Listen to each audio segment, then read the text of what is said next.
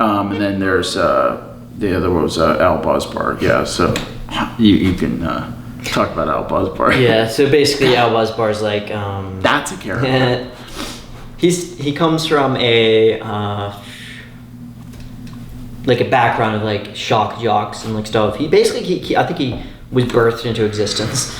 Whatever, like a fetus version of Al Buzbar. Like, yeah, Howard Stern is supposed to be a washed up Howard Stern wannabe. And this is where it gets weird with the timeline also, because it's like shock jock in the 90s, but then it's like, well, wait a second, it's like 2020, it's like 2024. Because like I'm thinking about him. And how old is he? I think I was projecting him at the time, like maybe around 2016 or something, to be like maybe around 45 something. Yeah, 40 like to 45 maybe. Yeah. It's somewhere in that age, in that gamut or whatever. But like then it kind of got like out of hand, because he's like, wait, so if he's supposed to be like basically like in the 90s doing all that, he would have been like very, even if he was born in 1970, he would be coming of age in like the if he's late like, 80s or whatever. But like I guess like anytime like that, the only thing that matters is that he was like, you know, at his peak in like the 90s or whatever, and he's like, I was doing show duties on the air, saying things, questioning logic and people's people's you know, like putting them on the spot, you know. You could make him like 30 in the year 2000. Yeah. So now he would be like 55. Yeah. Which I feel like 55 is too old for him though. I feel or like it could just be a thing where he just stays the same age. Yeah, it could be a thing where roughly the same age. It could be a Beavis and Butthead thing where he's just sort of frozen at, and it's never really explained exactly how it works. It's like, no, he's about in his mid to late 40s forever, no matter what, you know. But part of that is just because so much time has passed since creating the character. Now it's already been like, has it already been like 10 years since creating the character, basically? Almost, something maybe like 8 years. Yeah. But yeah, I think it started out with him being very like, obviously within a character, I guess, like he didn't really have much of like a voice aside from being like derivative of like Howard Stern. I think of like being like shock jock and like trying to rile people up, and he's like, and then, you know, basically, you know, he's like vaguely kind of conservative, neoconservative at first or whatever, but I guess, which is like different than Howard Stern in that sense. But like he was like vaguely kind of like Tucker Carlson kind of conservative. He's like people need to just be able to say what's on their mind. People like, you know, like something about the snowflakes, you know, like people are on their phones all the time, smartphones. They should call them dumb phones. Yeah, or just like stuff like stupid, hot, like also like half baked takes. Like he's also weirdly liberal, randomly. Yeah, like, but then he'll like he'll like switch back and forth depending on like the mood, I guess. Like how he's like a rebel, which means that since he's like a rebel, you know, stand up for the then that makes him naturally end up being sort of more liberal a lot of times, but then at the same time he wants to make jokes about like the snowflakes and the liberals these days, so he doesn't know what he is. But then he'll also take out like these different things where he'll become like suddenly militaristic and like very just like no, I'm gonna talk about, you know, like this is like that isn't right, you know, like not necessarily like the Steven Seagal like, yeah, man, talking, you know, something like talking to Ebonics, you know, man, not necessarily like that awful, but just like, you know, in the sense of like he becomes like very stern out of nowhere. He's like, I don't want to see you talk like that again. Which you could argue is like the harsh upbringing from his dad coming out, where he got, you know, Albert Buzbar, you will sometimes stand attention. You will clean your room with a toothbrush. You will organize your clothes. So like that side of how Buzbar is, and he hates. Clearly, he hates it. Just like comes out randomly. The band, what was it? The Twisted Sister. Just like the Twisted Sister thing with like the whole like, Twisted Sisters, oh, you're going out of, yeah, like Al Buzbar, you know, and then it's like, I want to rock. He's like Al Buzbar is simultaneously the dad in the Twisted Sister music video and the kid getting yelled at. Like he's like both of those at the same time, depending on what the situation is. Because, and this is critical, I feel like this is a big part of who Al Buzbar's character is. He doesn't know who he is. Yeah, an identity problem. He is inherently sort of identityless, which also he ties drifts in, and floats from one persona to the next. He's like, which perfectly ties into the weekly fad thing he does, where I'm doing the quail egg died, and the next week it's a new thing where he's always taking on a new thing. Might be a little every bit week. too close to like the on cinema thing there. Like, Yeah, maybe. But then also tying into that, which I guess this, you could argue this is also tying into on cinema. Although I think you came up with the Windusteau thing before we watched the Dr. Sand thing. I'm pretty sure. I think I could be wrong. I'm not too sure because I think like Windusteau came from like a number of things. Like I think one of it was like Father Yo, definitely. Yeah. Like that was. And then also Kaliki Farms from Portlandia is sort of a similar thing. With the Jason Sudeikis. But yeah, with kind of similar dynamic going on. Al Buzbar projects like a father figure thing onto Windusteau, becomes obsessed with Windusteau, and then also I think with the Windusteau part of it is that Al Buzbar always wanted to hang out with the cool kids at school, and he never got to hang out with the cool kids, and this is his chance to be part of the family. And the family, they're fucking cool, man. Although it might sound a little bit too close to Charles Manson's family, but yeah. But something like or whatever, something whatever like kind of the like the source, man. Well, it's like it could be. It's kind of it could be a mix of things where Al Buzbar 70s. is initially drawn to it because it's it's like kind of new age, kind of like it's mystical, very like spiritual. kind of thing. And he's like, this is what I finally. And then Windusteau, he's just a bearded old dude. Yeah, Circa like maybe 50s, he doesn't speak. Maybe mid 50s. He's like has like this bearded. He just looks like he just gazes at the camera. Like he gazes into the eyes of Al Buzbar. He's just like he put his hands on me. And he just Al Buzbar once. He's like a validation.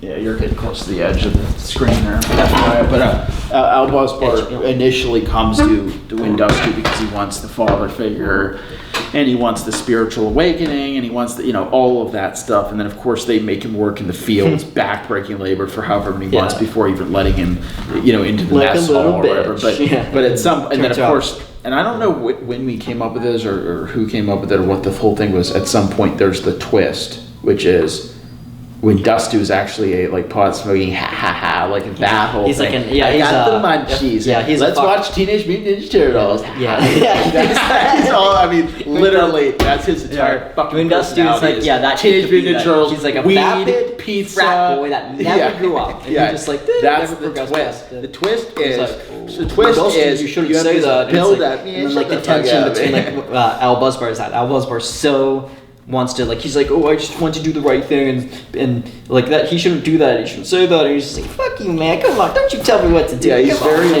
that's why I moved out in the middle of nowhere in South Dakota. Rastafarian or almost like Jamaican, but he's like straight up he's white. Like, so it doesn't really. There's something. And it's like a weird thing where he actually has like a Jamaican friends coming in, and they're all like he's letting them all into like this massive orgy. Like people are just like, it's like go right ahead, my man. And he's like. Continue Windusteau. An instance when Windusteau's I think the name came from was just like I just came from a brain fart of some kind when I was trying to say something and it turned into like Windusteau or something. And I just thought it sounded stupid. It was like wind dust. It's like me. Windusteau says that, and there's like a bunch of really stupid oddball dumb kind of token wisdom stuff it's like Eastern mysticism because I heard that Windusteau actually spent 20 years in a meditative retreat, and it's like meanwhile it's he spent 20 years in kind of just smoking weed and just effing off somewhere and across and the important thing is that Windusteau is all he projects himself, and it's all an act. But you don't know if it's to whatever degree within, it's an act. Yeah, but you don't know if it's within Al Buzbar is just holding him up to be this. That's the thing is that, and also the important thing is that Windusteau deep down truly is a deeply unspiritual person. That's the critical thing. It's weed, it's nachos, it's he's a very carnal that. He's not really spiritual. Yeah. But then. That's the thing. It's very hedonistic. How do you square that?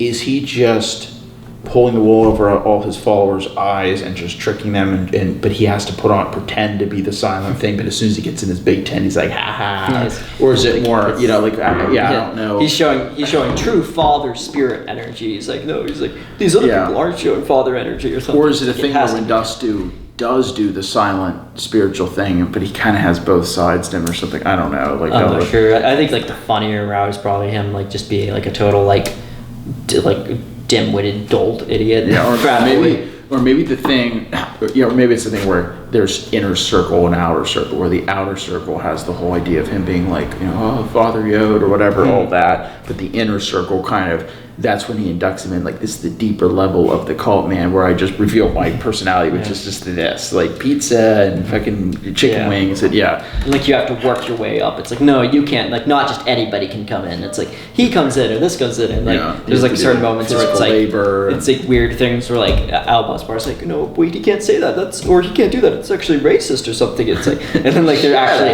is black people there, and it's just, like, they're, like, black people that are just, like, just shut up. Even the black people are, like, black people are just like smacking Buzbar upside the head. Yeah, it's just like shut up, man. Like, and then Al Buzbar's trying to he's trying to make sense of what he's seeing, but like the whole thing, really what's happening is it's just Windusteau and his entourage just do whatever they want and have, they all the women, all the bitches, all that. And then they just like and they have idiots, they have useful idiots do their bidding. And that's what he does. He's like, trying to establish order for Windusteau. It's like Windusteau's like tells him like to do all these like stupid pansy things. It's like, I don't know. It's like, Windusteau, what should I do, man? I've actually finished all like the sorting out, or I've finished planting all like the new cannabis things for like the next season or whatever. He's like, oh shit, like how the hell? I decleaned all the latrines. You hear Windusteau say, he's like, man, how is that even, like, I thought, like, how would he go through that fast, man? It's like, what the fuck's going on? Oh, I don't know, man, just fucking, like, I don't know, dig a bunch of holes or something. He's just like, it's like, absolutely, anything for you, I love you, he turns into very, like, Windusteau, I just wanted to say that, come on, get to the point, you fucking pansy, come on. And he's just like, very, like, get out of here, man. Oh, of course, yes.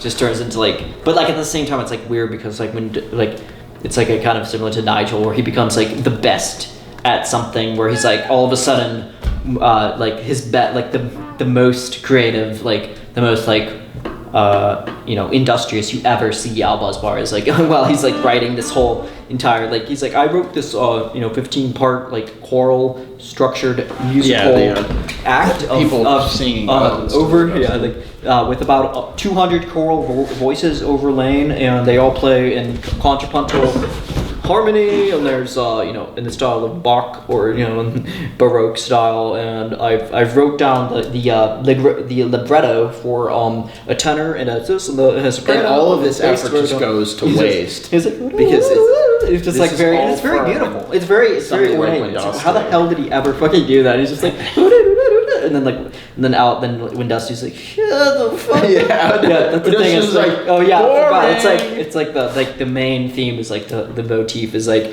because of Windusteau. Because of Windusteau. Just. We always will trust you. Dude, it just goes on and on and on. It's like so very basic rhyming where it's like, and then meanwhile it's love like you Windusteau. It's like, and then and then all the time Windusteau's able to like kind of rationalize it away. It's like, I heard you listening to heavy metal, Windusteau. Is everything all right? It's like, come on, man.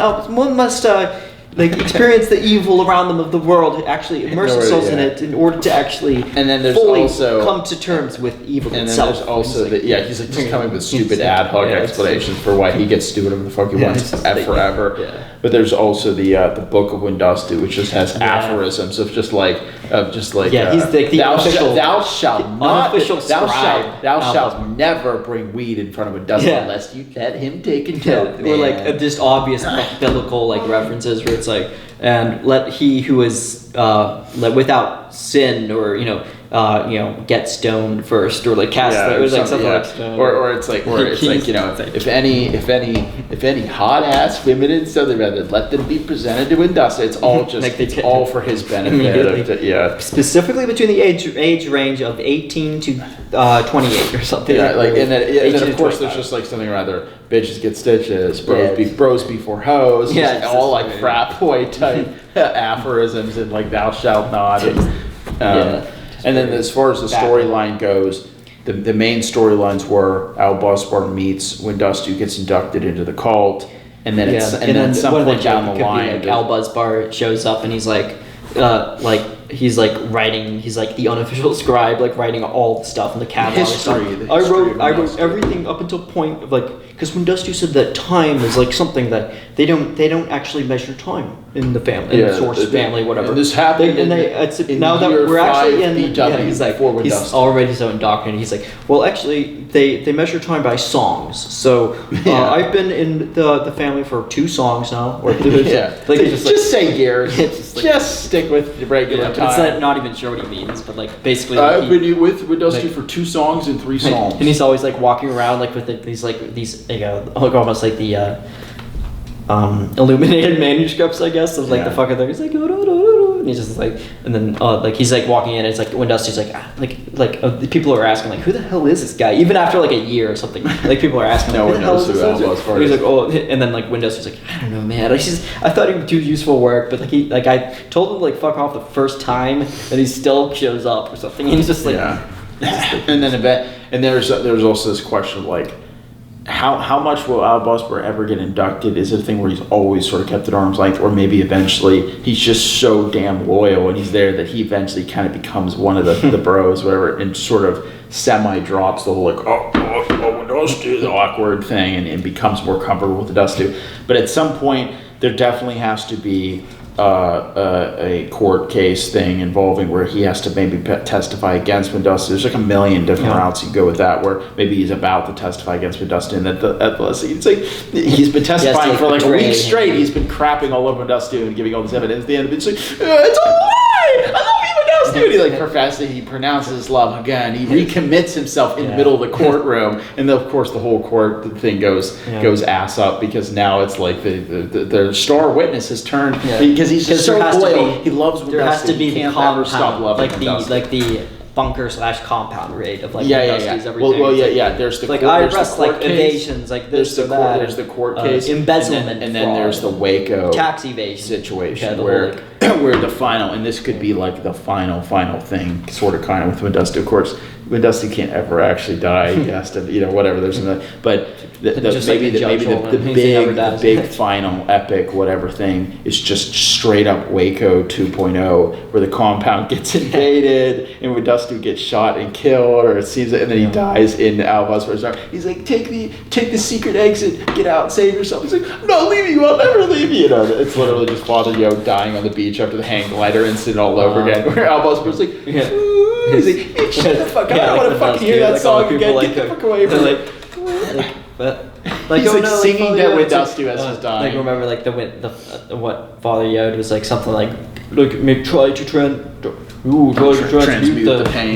the pain from my leg or something. Oh shit! I tried. Okay, that's not working. And then you hear him say, "It was like I tried to fly the kite, but I guess this was not." That's less. Listen, like I tried to, like he said it like a big fucking child. I tried to fly the big boy kite. I tried to fly the big toy kite. And then all like his like wives are like around him, like singing. But the idea is that Al Buzbar's trying to sing to Windusteau one last time before he dies. Yehovah, that's what they said. They're like, and Windusteau's just not interested. Doesn't want to hear it. Oh Yehovah. As he fucking dies, he's like, oh, shut up. Just let me die in peace, please.